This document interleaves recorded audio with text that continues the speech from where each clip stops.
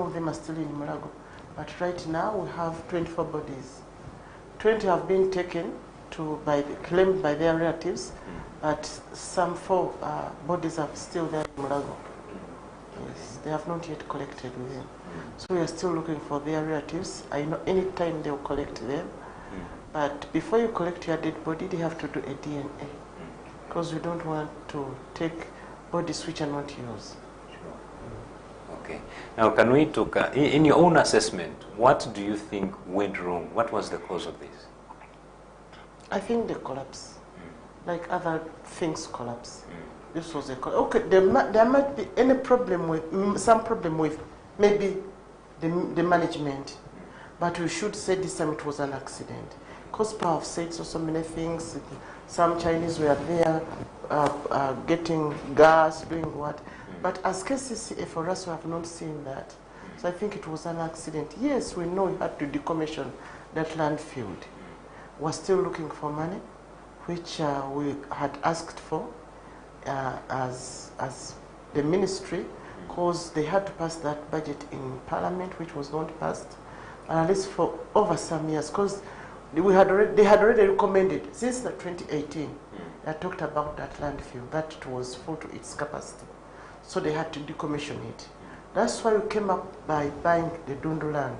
Dundu land was bought in 10 years back. So up to now, we were looking for money, decommissioning, until this one happened. So I think it was an accident which was not expected, but we have learned lessons in that. Indeed. There was some delay. I know there was some delay. We cannot blame ourselves, but I think we can blame the constructions, the buildings there. I think some had land titles, but if you look at the map before the Chitez landfill was put there and the Ochpants right now, I think there is something wrong. Although the MP of that area told us that they had their land titles, but let me tell you, there is also business there. People are there because of some businesses collecting the bottles, tires, everything. That's why you meet, there are some people who died just because they had gone for a business. So you cannot tell, but at least I know they're not there authentically. So, and what are the interventions for? Is there any hope for relocation or sort of? Yes, there is a hope for, they have to vacate. Because we don't want another accident to happen before they are. And right now they are not in the houses. At least 200 meters away. Okay. It should be 200 meters away. And we are going to do something. We have started working on it as per yesterday. And to the families of those that passed on, is there any contribution from? $1 million is given to the family. And that means if you lost 3, you get 15 million. But after proving that you are the rightful person, because people had started masquerading that this is my body, this is my body, and they are there in Mulago fighting for bodies, because they know when you take the body, you're going to get 5 million. So at least we decided that we should come up with a DNA test. So Red Cross has done good work, and Mulago, they are doing the DNA before you take the body. If you claim that you are the mother, a father, you are a relative, at least the DNA should be done before you take your dead body. And I know at least people are no longer going there. And if you are collecting your body, it's free of charge. Because the other day when we were meeting, they talk about when you collect the body, they ask for a certain fee in Mulago. We have clarified that you cannot pay for that dead body. So just take your body, no payment, and then you go for burial. But the President has offered 5 million to each and every person who died. Then to the sick people who was in the tent. By yesterday there were 103 in the tent. The first day there were about 20, 50, but the number increases. The first time I was there on the same day on Saturday, people had refused to go to the tent, thinking that maybe it was political, they are not going to assist them. But Red Cross was there. There is maize flour, the beans, saucepans, blankets, and tarpaulins have been offered to those people. So when the Prime Minister went there, she offered 200,000 shillings to each person who was in the tent. telling them that at least they can go for firewood, charcoal. They have been given charcoal stores. So at least you buy charcoal, you buy sugar and other things, which were not offered. But also some other people have started offering things to those people. Okay. And there has been lots of allegations about corruption in terms of management of Chite's landfill. What do you respond to, basically on such accusations? Since they're investigating, and I cannot talk much, but as a supervisor, there might be some small few cases which we can register as corruption. Because I cannot say there was no cause for that.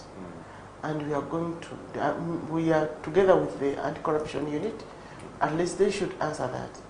Okay. Otherwise, it wouldn't have happened. Although we didn't have money, but at least they would have evacuated that those people were there. But around 3 months back, some were meant to, we were given some money, and they were told to evacuate that place. But we understand, after giving them money, they then came back. So at least that is the negligence, because how did they construct other houses? Because for us we had broken those other ones, and then they came back and construct other houses. We don't know whether they were the real people which were given money or these are other people. So we have to rectify that. But at least the anti-corruption unit is investigating. So there has been a very big problem, I can say, because it is seen anywhere. The management of West has been a big challenge, quite in Kampala. Big challenge. It's a big challenge because we always, even we don't get enough garbage from people, because always generate over 2,500 tons a day. A day. But Chite's we only take around 1,200. Wow. So the balance remains with people. It goes into the drainage system, and it's not well disposed of. So it's still a problem. So that means we still need much more money to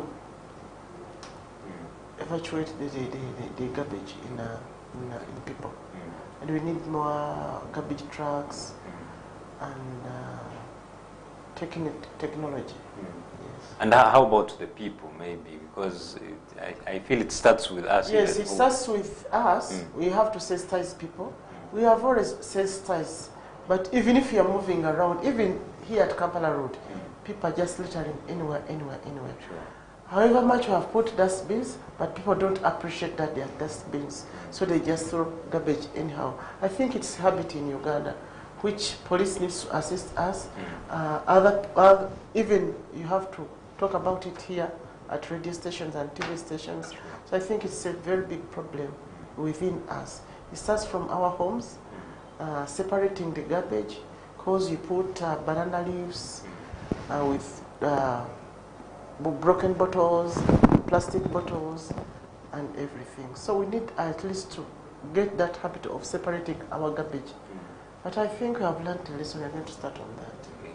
And what challenges do you encounter during waste management, or as here in Kampala specifically? What are some of the biggest challenges you encounter? Maybe apart from the finances and all that. And mindset change. Because people are not yet aware that this is their garbage. So those are some of the challenges we think we should rectify. From my house, where do I go? Should I just push the garbage in the drainage system? So that littering, I think, is one of the problems. Littering everywhere. It's one of the challenges we find in Kampala or in the whole district. So what interventions are being put forward, maybe by the ministry and also the leadership of Kampala, to maybe not have a similar instance happen in the future? First of all, we had gone far, because we had secured some investors who are going to start a plant in Dundu. And it's on this last, at least we have done more, have benchmarked. We went to India, we went to Spain to find out how we are going to do it in Uganda. And that and there are two investors, the Chinese and Indian. They are going to work on our garbage management by putting us as a plant, and they start getting fuel from the garbage, bricks from garbage, coal from garbage, especially in Chitezi, then electricity, paraffin, petrol, and diesel, and so many other things, and fertilizers. Yes, I know by the end of next month, they will start the plant. Okay.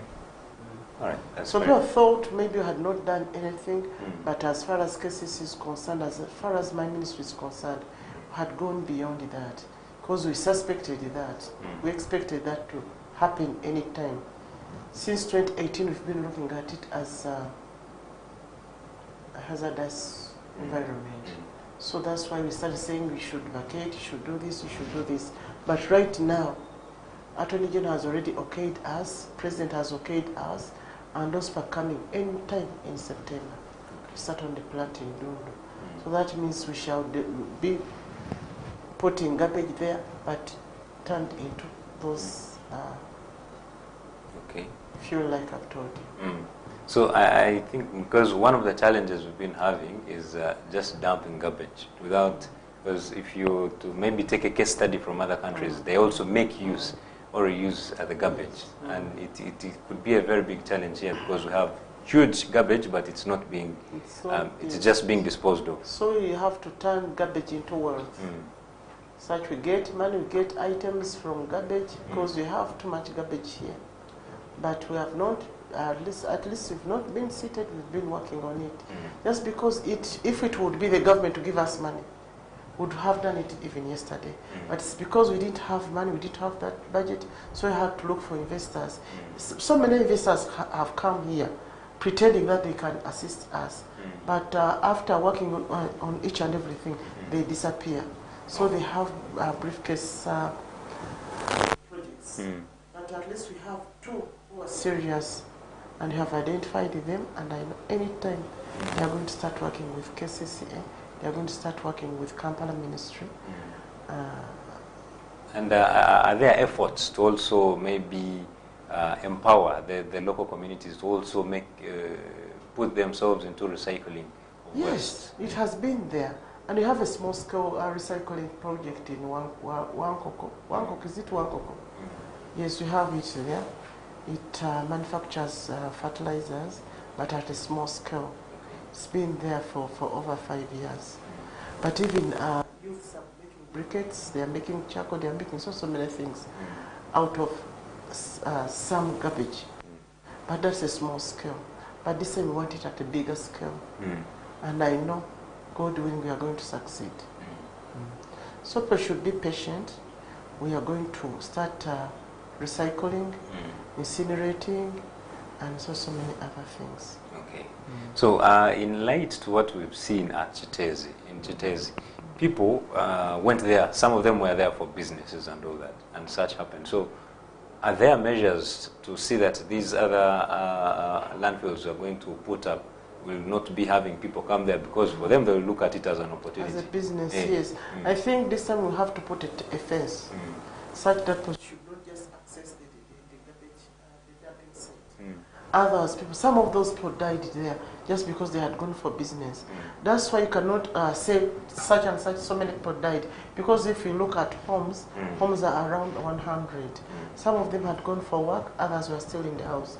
But we cannot say people died such and such a number, because some had gone there to collect, to pick the variables there, as they think that they should pick the bottles, they should pick what, they should pick what. So people have got money there, and I hear it's been a very big business.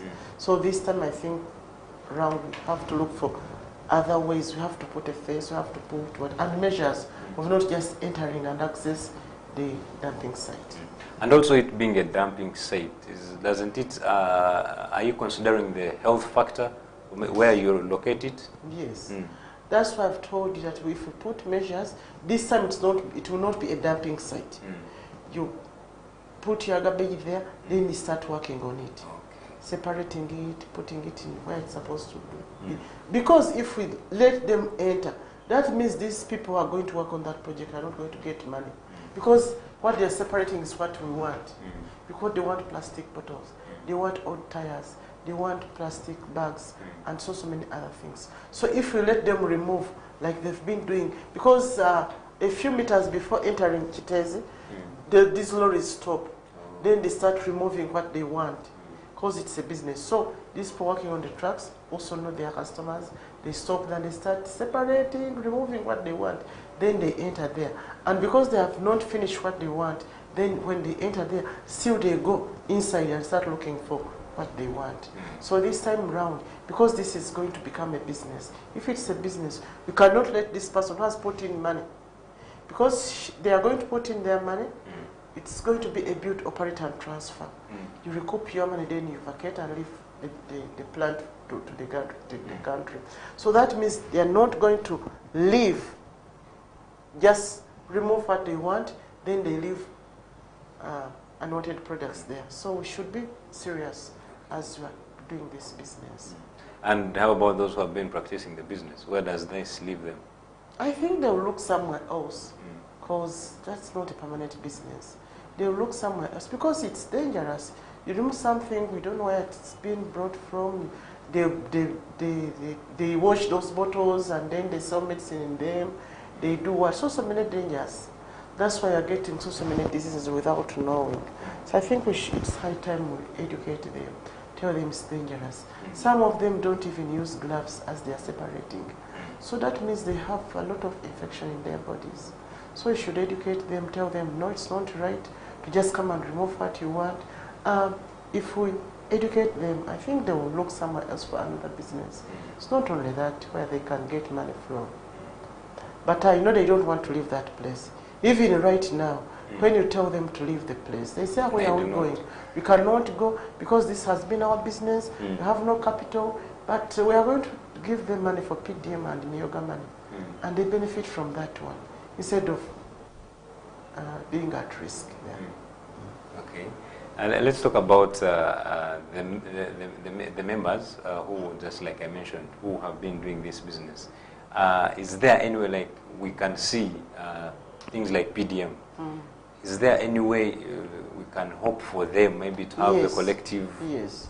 Since they are still in the tent, and because we are still there in Chitezi, have not left Chitezi, because we are still in the tent, we are still talking to them. In fact, counseling them, because according to them, they said it was like a bomb. So that means they are still sick in their brain and their mind. They did not expect this. So we have to sit with these people, educate them. Then we see how we are going to assist them.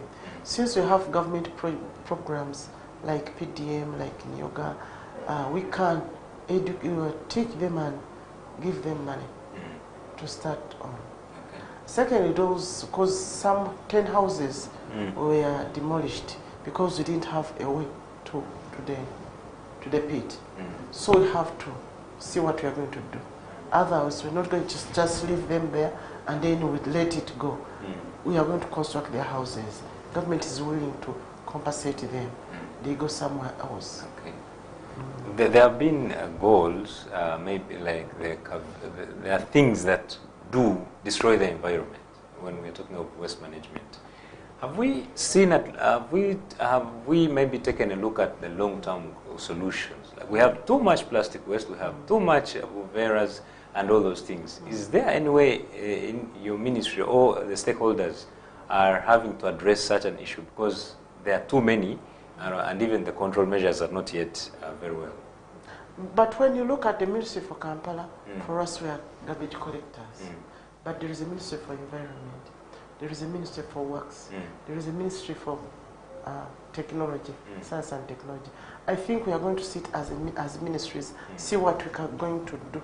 Otherwise, I cannot say, because ever since that incident, we've been sitting and have looked at so many measures. So this time, as the Minister for Kampala, I cannot say, we are going to do this, we are going to do this, but I know we are going to do something about the environment.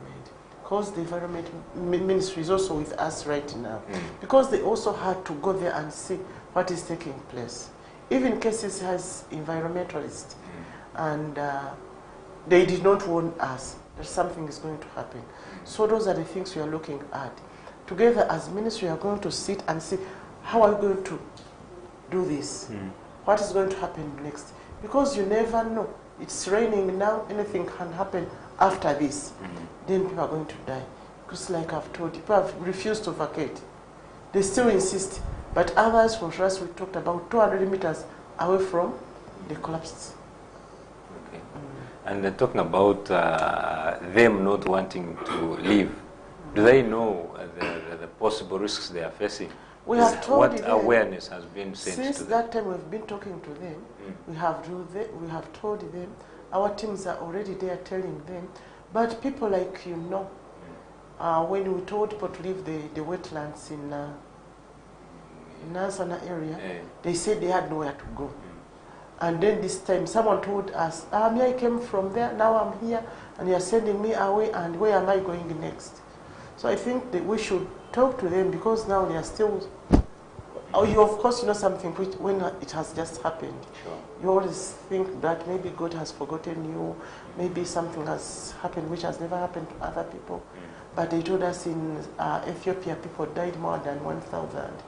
So I think this is not the first incident. It's been happening in Bududa, and so Kasese, and also many other areas. But since the government has a risk management team, disaster preparedness is there, we are going to assist them, and I know they will be happy.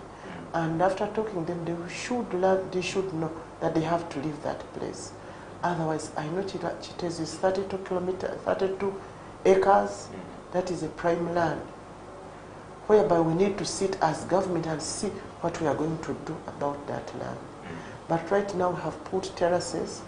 We are unblocking the drainage system like it was yesterday, because water had started flooding. So we are going to put drainages such that water can go. Then some houses are still in water. Some storage houses are still there. Those which did not break down, they're still there. So what we are going to do, we are going to look into that.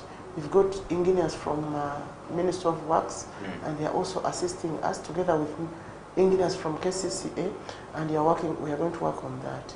So that means we are still with those people. The whole of this month and next month, we are still with these people. Until when they settle down, that's when we shall vacate. And until when we get areas where we can start dumping before the plant begins. But I'm happy. The mayor for Kata Wentebe gave us land. In the meantime, we're going to be dumping there. But at least they have given us some conditions before we dump. But since yesterday we've been dumping there, and we are going to work with them to see that at least we don't get a similar incident like it happened in Chitezi. Today we are going to talk to the mayor of Nansana municipality and Chair municipality, because there is government land there which they had bought, to see whether you can also use that land. But at least we have alternatives now. Because we had gone to we thought we would take to Dundu, but those people rejected us, so we cannot just go there by force. But at least we have alternatives where we can dump the garbage as we are waiting for our machine, as we are waiting for our plant to begin. Okay. So, and these other options, the temporary solutions are okay, like, because I don't think garbage is supposed to be dumped anywhere. No, you cannot just dump anywhere. You cannot just, that is dangerous. You cannot just dump anywhere. Like I've told you, we have talked to those people. Our trucks have started removing garbage. I know it's not as it used to be. Yeah, Kesade, Owino market was full, Nakasero market was full, and other markets were full. Then also other areas, if you look, go around certain areas and other promptly designated areas, the garbage is still there. But at least we have told our people to start collecting garbage. Make sure it's, because we are going to get cholera. We might get other diseases, typhoid, cholera, and other diseases. So we have started. We are working hand in hand with our garbage concessionaires to make sure that at least garbage is collected. Okay. So in the near future, we could see a better Kampala yes, in terms because of we waste have management. got a lesson. You cannot stay as you were. If people have been sleeping on their jobs, this time they should wake up. By the way, in the management of Chitezi, the people who have been responsible, should we expect some kind of shaking? Yes. Okay. Some of them are going to answer. They should go to prison. Because if there was any negligence, if they slept on their job, they should go and answer. Okay. They should pay for what they did. Otherwise, as a technical person, they would have looked at that and advise and guide us that this thing is going to happen. Because there should be a surveillance team there on the ground every day, which would tell us that something is going to happen. But there is no such a report. So we are looking at that. That's why the president said that they should investigate who slept on job, who did not do what he was supposed to do. Why didn't you warn these people that they should vacate in time, and what happened next? Because we give them 2.4 million every day, daily management of that dumping site. So what happened? Because that time when that incident happened, even our tractor was there. So we even don't know whether the driver survived and the turn boy, or they're also down there, because the tractor was also buried. Wow. So that So means sad. something might have happened. People say the driver ran away, but we are not so certain about that. But we should find out what exactly took place. How did it happen? The director, public health, should answer, and I think they have already interrogated him. The other engineers should also be answerable to some of those issues. Then everything on board, the executive director, the deputy director are all answerable to give us reports, to give, at least talk to the public what exactly went wrong. Okay, well, that's quite interesting. And of course, you've heard it from the minister herself, and really, the ministry of the government is just not seated back. There's a lot that is happening, only that you just need to be informed out there. Well, I see our time is fast spent, and Honorable Love, you give us a few remarks as we end this discussion. First of all, I would like to thank you very much. You have invited me to give highlights on what happened in Chitezi. Second, I would also like to thank the Prime Minister, because she has done a lot. The Minister of Works, Fandi Katumba Wamala, the Minister of Disaster, the State Minister, Abel, and Red Cross, Minister of Health, UPDF, KCCA, and security. Let me say security, Uganda Police and everybody. They have been on board ever since this one happened. We have 5 ambulances, emergency ambulances, giving service. The nurses there and the doctors there are working day and night. Right now we have around 16 excavators doing the job. They are working in shifts, morning and evening. They work throughout the night. The first day we did not work at night because we didn't have lights like the first day. But at least the second day they have started working 24 hours. Right now, just because I've just come, I've not got a report there. Like I've told you, by yesterday we had 24 bodies. But at least I know we are going to get report now. And we can report later on that maybe they have got more people. And the community also. This time the community was with us.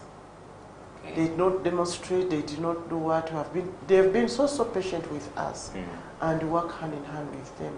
And when this thing happened, they were there also started digging, because people was just there crying, I'm here, assist me, I'm here, assist me. So that's how they rescued some of those people before police came in, before our excavators came in. So at least I should take this one to thank each and everybody who has assisted us. They have given us money, have given us support, and the blaming games are there, but not as we would expect them. So I know people are with us, and we are also with them. So that means government is working hand in hand. And I also like to appreciate the president, because he has given us money, has given us support, and he's always asking what is taking place there. So that means he's also with us. And my minister, as Minister of Kampala, I should thank them. Starting from the Undersecretary, the State Minister, the Mayor of Kampala, and the councillors. Everybody is fighting for those people. So I know, God willing, we shall at least, we cannot give back lives, but at least we are going to get better options for the management of that landfill. Wow. Thank you so much, Honorable Minsa Kabanda, who is the Minister for Kampala and Metropolitan Affairs. It has been a great discussion, and I really hope out there, for those who are affected, you really make use of the positive information. You know, during such, there is always a lot that happens. People always say their information. Well, we cannot go past that. My name is Luke Majumba Lenaitwe, and we are powered by Protea Hotel by Marriott in Entebbe. I want to wish you a lovely day. Issues at hand, powered by